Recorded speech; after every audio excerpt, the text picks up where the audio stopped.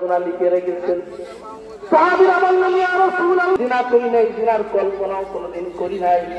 আল্লাহ করবে, কেউ কেউ পাও দিয়ে বিভিন্ন অঙ্গের মাধ্যমে জিনা করবে, সরাসরি জিনা করার প্রয়োজন সংখ্যা আছে।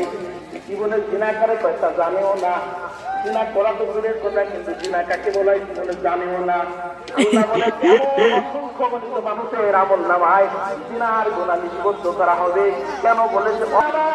আমরা যদি আমাদের চোখের হেফাজত করতে না পারি, আমরা যদি আমাদের জবানের হেফাজত করতে না পারি, এই চোখের মাধ্যমে, এই জবানের মাধ্যমে, প্রত্যেকটি অঙ্গের মাধ্যমে পারে অনেক বড় জ্ঞানের কাজ করতে পারে।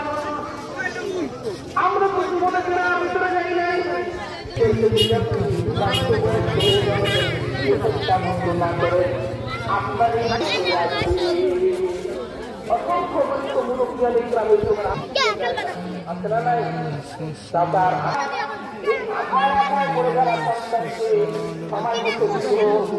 আবদ্ধ করতেছেন না। আপনার সন্তান কোনো গুনায় লিপ্ত হয়ে যায়, আপনার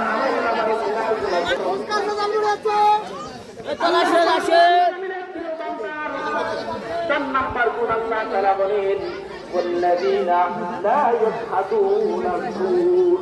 আল্লাহ তাআলা বলেন, আমার প্রিয় বান্দারা কখনো মিথ্যা সাক্ষী দেয় না। আল্লাহর প্রিয় বান্দারা কখনো মিথ্যা সাক্ষী দিতে পারে না, আল্লাহ পারে না। মিথ্যা কথা বলা যাবে, মিথ্যা কথা বলা যাবে না। সাল্লাল্লাহু আলাইহি ওয়াসাল্লামকে জিজ্ঞাসা করা হলো, ইয়া রাসূলুল্লাহ, ইয়া হাবিবাল্লাহ, দুনিয়ার জমিনে অনেক রকমের রাসূলুল্লাহ এক করা। দ্বিতীয় নাম্বার আল্লাহ নবীকে বলা হলো, ইয়া রাসূলুল্লাহ, সুম্মা আইয়ুন। যারা মিথ্যা কথা বলে না, মিথ্যা সাক্ষী দেয় না, ওরাই আল্লাহ তাআলার প্রিয় বান্দা। আল্লাহ তাআলা বলেন, আমার প্রিয় বান্দা। বলতে পারেন, হুজুর, তাহলে আমরা কি করবো? অন্যায় কাজ থেকে আমরা দেখে নিয়ে চলে যাবো না? শোনাম, মান রাআ মিনকুম মুনকারা ফালইউগাইয়িরহু বিয়াদিহি ফাইন লাম ইয়াসতাতি ফাবিলিসানিহি। শুকরিয়া আদায় করি। প্রিয় উপস্থিতি, আল্লাহ পাক রব্বুল আলামিন দুনিয়াতে অসংখ্য গণিত মানুষ সৃষ্টি করেছেন। এর ভিতরে থাকবে, তারাই হবে আল্লাহ তাআলার প্রিয় বান্দা।